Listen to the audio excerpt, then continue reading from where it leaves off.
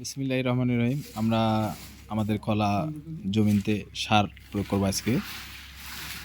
রাত্রে একটু হালকা বৃষ্টি হয়েছে, এই জন্য আমরা 8 বিঘা জমিনে সার দেবো। ড্যাপ সার 2 বস্তা, আর হলো মোরক্কো হলো 2 বস্তা, ইউরিয়া 2 বস্তা। মোরক্কো মানে টিএসপি, আর আপনার ড্যাপ মানে হলো ডিওপি। আপনার মোট 6 বস্তা সার আমরা মিশ্রণ করতেছি। এটা আমরা কলা বাইর হচ্ছে, এই কলাতে দেব। ওই জন্য এমওপি পটাশ আমরা ব্যবহার করতেছি না।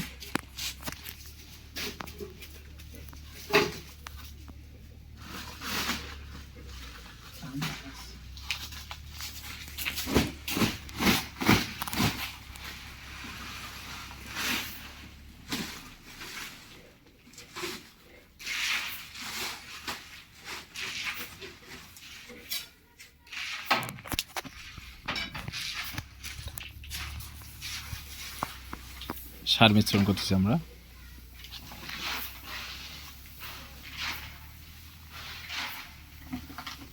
দুই বস্তা আপনার ডিওপি ড্যাপ, আর হইল 2 বস্তা আমাদের টিএসপি মোরক্কো, আর আপনার হলো 2 বস্তা ইউরিয়া। কারণ কলাতে আমরা এখনো পটাশ ব্যবহার করব না। পটাশ ব্যবহার করা যাবে না কেন, কলা বাইর হইতেছে আমাদের। এই জন্য আমরা ড্যাপ এবং ইউরিয়া এবং ফসফেট এই 3টাই ব্যবহার করতেছি। এখন মিশ্রণ কাজ চলবে। কালকে হালকা একটু বৃষ্টি হয়েছে, এই বিধায় আমরা আজকে সার দিচ্ছি। জমিনটা একটু ভিজা ভিজা আছে, এই জন্য আমরা সার ব্যবহার করতেছি।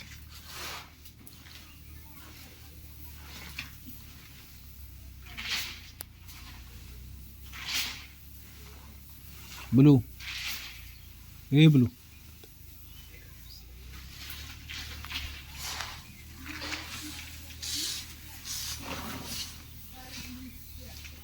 এখানে 6 বস্তা সার মিশ্রণ করা হচ্ছে। আমরা 8 বিঘা জমিতে দেবো। 30 বিঘা 8 বিঘা আমরা 8 বিঘা জমিতে দেবো।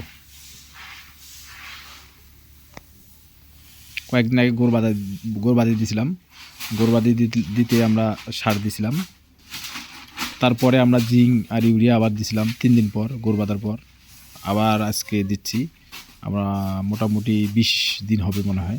20 দিন পর আবারও সার দিচ্ছি, কারণ কলাগুলা বাইর অর্ধেক হয়ে গেছে আর অর্ধেক বাকি আছে। এই সারটা দিলে আমাদের কলাটা বাইর তাড়াতাড়ি হবে।